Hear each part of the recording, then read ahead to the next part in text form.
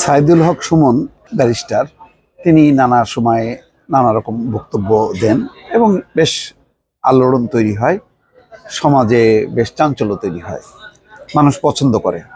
যেমন সর্বশেষ সরকারকে একটা খোঁচা দিয়ে তিনি কথা বলছেন যে সরকারে রাসেলস ভাইপার আছে, ধরার মতো বেঁচে নেই।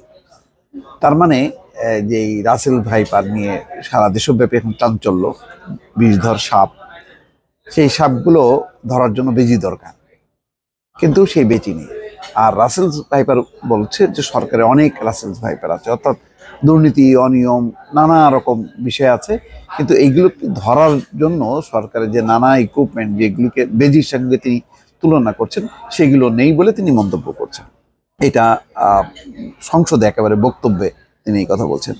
স্বতন্ত্র এমপি সৈয়দ সাইদুল হক ব্যারিস্টার সুমন বলেছেন, রাসেলস ভাইপার সাপ এই সরকারে চলে এসেছে।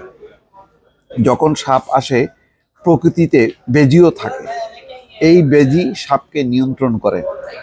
সরকারের বিভিন্ন জায়গায় রাসেলস ভাইপার আছে, কিন্তু বেজি ওই পরিমাণ নেই যে সাপ ধরবে। সোমবার জাতীয় সংসদে বাজেটের উপর সাধারণ আলোচনায় তিনি এই কথা বলছেন। সাইদুল হক বলেন, আমাদের প্রতিষ্ঠানগুলো দুর্বল হয়ে গেছে। একজন ভদ্রলোককে দুদক ধরতে পারেনি, এনবিআর ধরতে পারেনি, বাংলাদেশ ফাইন্যান্সিয়াল ইন্টেলিজেন্স ইউনিট ধরতে পারেনি, আর এনবিআর এর মতিউর রহমানকে ধরলো একটা ছাগল। ছাগল না এলে এই লোককে আর জানতে পারতাম না। আসলেই তাই, মানে এই যে ইফতি, সে যদি ওই ছাগল নিয়ে যদি স্ট্যাটাস না দিত 15 লাখ টাকা দামে, তখন না হলো যে এই কার ছেলে, তখন দেখা গেল সে মতিউরের ছেলে। তারপরে না আস্তে আস্তে সব বের হতে শুরু করলো।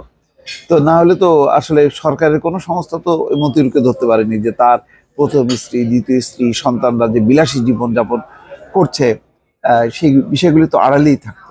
এই স্বতন্ত্র এমপি বলেন, সাবেক আইজিপি বেনজির আহমেদ তিনি কত বড় হয়ে গেলেন, মন্ত্রণালয় জানলো না, স্বরাষ্ট্রমন্ত্রী জানলেন না। এই বাচ্চাটা এত বড় হয়ে গেল, আর কিছুদিন সুযোগ পেলে পুরো গোপালগঞ্জ কিনে ফেলতো। তারপরও বলবো, এর দায় এই মন্ত্রণালয় এড়াতে পারে না। সাইদুল হক বলেন, মুদ্রা সংকোচন নীতি করতে গিয়ে এমপিদের উপর সংকোচন শুরু হয়ে গেছে। আমাদের গাড়ির উপর 20% কর চলে এলো। কাদের সাথে আমরা তুলনা করব? আমার এলাকার সব সরকারি কর্মকর্তার গাড়ি আছে, তাদের নতুন নতুন গাড়ি দেওয়া হয় আর আমাদের কিনতে হয়। সাইদুল হক বলেন, তিনি ইতিমধ্যে শুল্কমুক্ত গাড়ি পেয়েছেন। তিনি যেহেতু পেয়েছেন, অন্যরা না পেলে তা বৈষম্য হয়। তবে যদি দেশের স্বার্থে শুল্ক বসানোর প্রস্তাব পাশ হয়, তাহলে তিনি করের টাকা জমা দিয়ে আসবেন।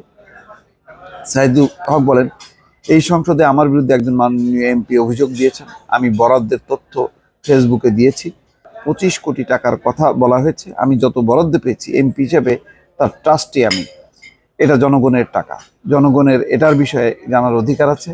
আপনি যে বরাদ্দ পাবেন, নতুন প্রজন্ম তা জানতে চাই, সেটা জানার অধিকার জনগণের আছে। যাই হোক, বর্তমান প্রেক্ষিতে এই যে খুব বাস্তবসম্মত কিছু চিত্র তিনি তুলে ধরেছেন, তার মধ্যে এই যে দুর্নীতি, অনিয়ম, ঘুষ, বাণিজ্য, রাহাজানি, তারপরে নানান রকম ব্যর্থতা, এগুলোকে ধরার জন্য যে বেজির সংখ্যা কম, অর্থাৎ সেই ধরনের প্রতিষ্ঠান নাই, দুদক, এনবিআর বা বাংলাদেশ ফাইন্যান্সিয়াল যে এই ইনস্টিটিউশনগুলো আছে সেইগুলো নেই।